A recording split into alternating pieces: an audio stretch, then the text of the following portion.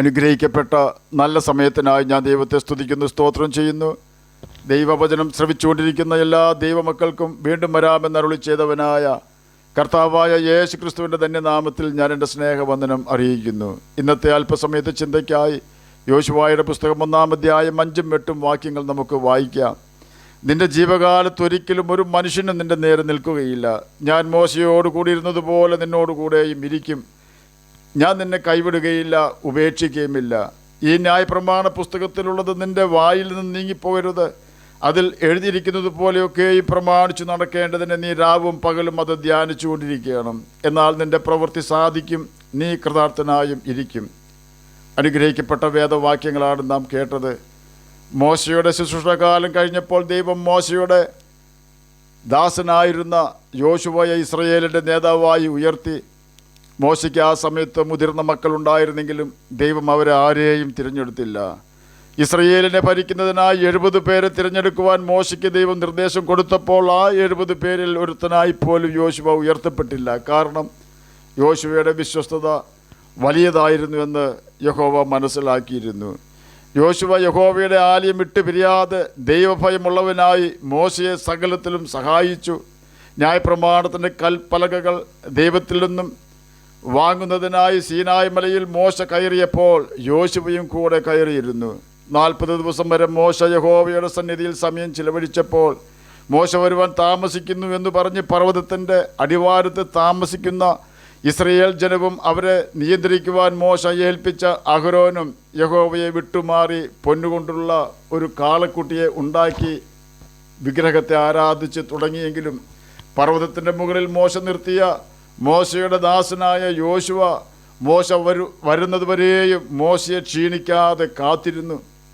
എന്നെ കേൾക്കുന്ന പ്രിയ ദൈവമകനെ, ദൈവമകളെ, ഓർക്കുക, നാം ദൈവത്തോട് കാണിക്കുന്ന ചെറിയ നന്ദിയും സ്നേഹവും അനുസരണവും ദൈവം സസൂക്ഷ്മം നിരീക്ഷിക്കുന്നുണ്ട് എന്ന് നാം മനസ്സിലാക്കണം. മോശയുടെ മരണ ദിവസം അടുത്തപ്പോൾ യഹോവ മോശയോട് പറയുകയാണ്, നീ യോശുവയെ നിനക്ക് പകരം ജനത്തെ നയിക്കേണ്ടതിന് കൂട്ടിക്കൊണ്ടുവരിക എന്ന്. മോശ മരിച്ച് തൻ്റെ ജനത്തോട് ചേർന്നപ്പോൾ യഹോവ യോശുവയോട് പറഞ്ഞ വാക്കുകളാണ് മുൻപ് നാം കേട്ടത്. ഞാൻ മോശയോട് കൂടിയിരുന്നതുപോലെ നിന്നോടുകൂടെയും ഇരിക്കും. എന്നാൽ യോശുവേ, നീ ഒരു കാര്യം മറക്കരുത്. ഈ ന്യായപ്രമാണ പുസ്തകത്തിലുള്ളത് നിൻ്റെ വായിൽ നിന്ന് നീങ്ങിപ്പോകരുത്. അതിൽ എഴുതിയിരിക്കുന്നത് പോലെയൊക്കെയും പ്രമാണിച്ചു നടക്കേണ്ടതിന് നീ രാവും പകലും അത് ധ്യാനിച്ചു കൊണ്ടിരിക്കണം. ഇവിടെ ധ്യാനിച്ചു കൊണ്ടിരിക്കണം എന്ന് പറഞ്ഞാൽ ന്യായപ്രമാണ പുസ്തകത്തിൽ എഴുതിയിരിക്കുന്ന കാര്യങ്ങൾ നാം നമ്മുടെ ജീവിത ശൈലിയാക്കണം എന്നാണ് അർത്ഥം. ഏത് കാര്യവും നാം പല പ്രാവശ്യം ചെയ്താൽ അത് നമ്മുടെ ശീലമായി തീരും. ചില വ്യക്തികൾ മദ്യം കഴിക്കുന്നത് ഒരു ശീലമാക്കിയിരിക്കുകയാണ്. അത് പക്ഷേ ദുശ്ശീലമാണെന്ന് മാത്രം.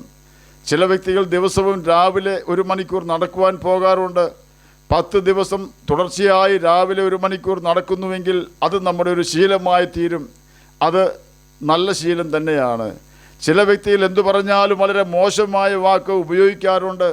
10 പ്രാവശ്യം ഒരു മോശമായ വാക്ക് ആവർത്തിച്ച് പറഞ്ഞാൽ അത് നമ്മുടെ ശീലമായി മാറും. അത് പക്ഷേ ദുശ്ശീലമാണെന്ന് മാത്രം. ഒരു ദുശ്ശീലവും നമ്മുടെ സമൂഹം അംഗീകരിക്കുന്നില്ല. അതിനേക്കാൾ ഉപരി സ്വർഗത്തിലെ ദൈവം അംഗീകരിക്കുന്നില്ല. നല്ല ശീലമുള്ള ആളായിരുന്നു യോശുവ എന്ന ദേവദാസൻ. എൻ്റെ അമ്മ എന്നോട് പറയുമായിരുന്നു, മകനെ, 10 ആളുകൾ നല്ലവനാണെന്ന് പറഞ്ഞാൽ 11ാമത് ഒരാൾ നിന്നെ വിശ്വസിക്കുകയുള്ളൂ. എന്നാൽ ഒരാൾ നീ മോശക്കാരനാണെന്ന് പറഞ്ഞാൽ 2ാമതൊരാൾ നിന്നെ വിശ്വസിക്കുകയില്ല എന്ന്. നല്ല സ്വഭാവം നമ്മിൽ ഉണ്ടാകുവാൻ നാം ചെയ്യേണ്ടത്, നാം എങ്ങനെ ജീവിക്കണമെന്ന് ബൈബിൾ പഠിപ്പിക്കുന്നുവോ അപ്രകാരം ജീവിക്കുക എന്നതാണ്. ജീവനും മരണവും ദൈവം നമ്മുടെ മുമ്പിൽ വെച്ചിരിക്കുന്നു. എന്നിട്ട് കർത്താവ് കൽപ്പിക്കുകയാണ്, നിങ്ങൾക്ക് നന്മയുണ്ടാകുവാൻ ജീവനെ തിരഞ്ഞെടുത്തുകൊള്ളുക എന്ന്. യോശുവ ദൈവത്തിൻ്റെ പ്രമാണം കൃത്യമായി അനുസരിച്ചു. അതുകൊണ്ട് അവൻ നടത്തിയ ഒരു യുദ്ധത്തിലും ഒരു ശത്രുവും അവൻ്റെ മുമ്പിൽ നിവർന്നു നിന്നില്ല. യോർദാനിലെ വെള്ളം യോശുവയുടെ മുന്നിൽ യഹോവ വറ്റിച്ചു കളഞ്ഞു. യെരിഹോ കോട്ട യോശുവയുടെ മുമ്പിൽ തകർന്നു വീണു. അനേകം രാജാക്കന്മാർ യോശുവയുടെ മുമ്പിൽ നിൽക്കുവാൻ കഴിയാതെ തകർന്നു വീണു. അത് ന്യായപ്രമാണം അനുസരിക്കുന്ന ജീവിതത്തിൻ്റെ ഗൈഡ് ലൈനായി ന്യായപ്രമാണത്തെ ഉപയോഗിക്കുന്ന വ്യക്തികളുടെ മുന്നിൽ ഇന്നും ഒരു മനുഷ്യനും നിൽക്കുകയില്ല. തന്നെയുമല്ല, ദൈവവചനം അനുസരിക്കുന്ന രാജ്യങ്ങളെ ദൈവം ഉയർത്തിയിട്ടുണ്ട്, വ്യക്തികളെ ദൈവം ഉയർത്തിയിട്ടുണ്ട്. ഒരു രാജ്യത്തിലെ ജനങ്ങൾ ബൈബിൾ വായിക്കുവാനും അനുസരിക്കുവാനും ദൈവത്തെ ബഹുമാനിക്കുവാനും തുടങ്ങുമ്പോൾ ദൈവം ആ രാജ്യത്തെ ഉയർത്തുകയും അതിലെ ജനങ്ങളെ മാനിക്കുകയും ചെയ്യും. കാരണം ദൈവത്തിൻ്റെ ഒരു സ്വഭാവമാണ് ദൈവത്തെ മാനിക്കുന്നവരെ ദൈവം മാനിക്കും എന്നത്. ദൈവത്തെ നിന്ദിക്കുന്നവരെ ദൈവം ഒരിക്കലും നിന്ദിക്കുകയില്ല. എന്നാൽ അവരോടൊക്കെ നിന്ദിതരായി തീരുമെന്നതിന് ഉത്തമ ഉദാഹരണമാണ് കീശിൻ്റെ മകനായ ശൗൽ എന്ന രാജാവ്. ബൈബിൾ ദൈവത്തിൻ്റെ വചനമാണെന്ന് രാഷ്ട്രം തിരിച്ചറിഞ്ഞപ്പോൾ മഹത്തരമായ 3 കാലഘട്ടമാണ് ഇംഗ്ലീഷ് ചരിത്രത്തിൽ കടന്നു വന്നത് എന്ന് പറയപ്പെടുന്നു. ഒന്നാമതായി ആൽഫ്രഡ് ദ ഗ്രേറ്റിൻ്റെ ഭരണകാലത്ത് അദ്ദേഹം ബൈബിളിൻ്റെ ചില ഭാഗങ്ങൾ വിവർത്തനം ചെയ്യുകയുണ്ടായി. അത് നിമിത്തം ഭിന്നതയിൽ നിന്നും അനൈക്യത്തിൽ നിന്നും ഇംഗ്ലണ്ട് ഉയർത്തെഴുന്നേറ്റു. രണ്ടാമതായി രാജ്ഞി എലിസബത്ത് I കാലത്ത് ഇംഗ്ലണ്ട് ലോകശക്തിയായി ആദ്യമായി വളർന്നു.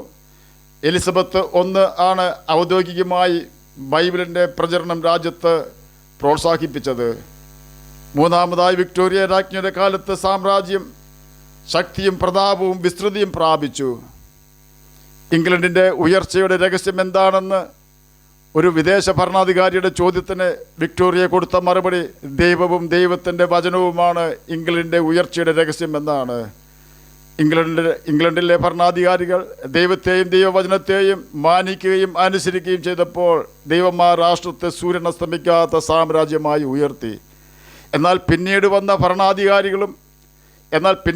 ഭരണാധികൾ സ്വാർത്ഥന്മാരും ദ്രവ്യാഗ്രഹികളും ദൈവഭയമോ ദൈവവചനത്തോടുള്ള അനുസരണമോ ഇല്ലാത്തവരും മറ്റു രാഷ്ട്രങ്ങളെ അകാരണമായി ദ്രോഹിക്കുകയും നിരായുധരായ സാധുക്കളെ കൊന്നുമുടിച്ച് അവരുടെ സമ്പത്ത് കൊള്ളയിടുകയും ചെയ്യുന്നവരായി തീർന്നു.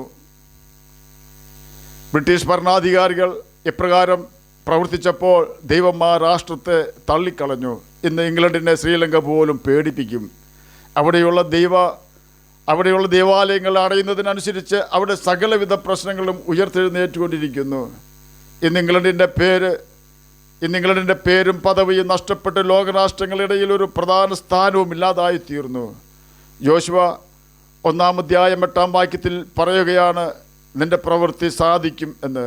അതിന് നാം ചെയ്യേണ്ടത് ന്യായപ്രമാണം നമ്മുടെ വഴികാട്ടിയായി ഉപയോഗിച്ച് ബൈബിൾ വായിക്കുകയും അനുസരിക്കുകയും ചെയ്ത് ജീവിക്കുക എന്നതാണ്.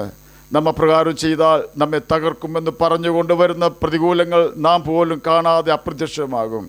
ആയതിനാൽ നമുക്ക് യേശുവിന് നമ്മുടെ ഹൃദയത്തിൽ ജനിക്കുവാൻ അവസരം ഉണ്ടാകേണ്ടതിന് അവൻ്റെ വചനം അനുസരിച്ചുകൊണ്ട് യേശുവിനെ മാനിക്കാം. അപ്രകാരം കർത്താവിൻ്റെ കൽപ്പനകൾ അനുസരിച്ച് നിത്യജീവനാവകാശികളായി തീരുകയും ചെയ്യാം. അതിന് കർത്താവ് നമ്മെ സഹായിക്കട്ടെ എന്ന് പ്രാർത്ഥിച്ചുകൊണ്ട് ഞാൻ എൻ്റെ വാക്കുകളിൽ നിന്ന് വിരമിക്കുന്നു. നമുക്ക് പ്രാർത്ഥിക്കാം. ഞങ്ങളെ സ്നേഹിക്കുന്ന സ്വർഗീയ പിതാവേ, നല്ല വചനത്തിനായി അങ്ങയെ സ്തുതിക്കുന്നു, സ്തോത്രം ചെയ്യുന്നു. എന്നെ കേൾക്കുന്ന ഏതെങ്കിലും പ്രിയപ്പെട്ടവർ അങ്ങയുടെ വചനം വായിക്കാതിരിക്കുന്നെങ്കിൽ, അങ്ങയെ തിരിച്ചറിയാതിരിക്കുന്നുവെങ്കിൽ, അങ്ങയുടെ വചനം വായിക്കുവാനും അങ്ങയുടെ വചനം അനുസരിക്കുവാനും അങ്ങയെ തിരിച്ചറിയുവാനും അവർക്ക് കൃപ കൊടുക്കണമെന്ന് പ്രാർത്ഥിക്കുന്നു. രോഗത്താൽ ഭാരപ്പെടുന്നവർക്ക് രോഗസൗഖ്യം കൊടുക്കണമേ. പഠിക്കുന്ന കുഞ്ഞുങ്ങൾക്ക് പഠിക്കുവാനുള്ള ബുദ്ധിയും ജ്ഞാനവും ഓർമ്മ ശക്തിയും കൊടുക്കണമേ. പ്രാർത്ഥന കേട്ടതിനായി സ്തോത്രം. യേശുവിൻ്റെ നാമത്തിൽ തന്നെ ആമേൻ. കർത്താവ് എല്ലാവരെയും അനുഗ്രഹിക്കട്ടെ. സ്തോത്രം.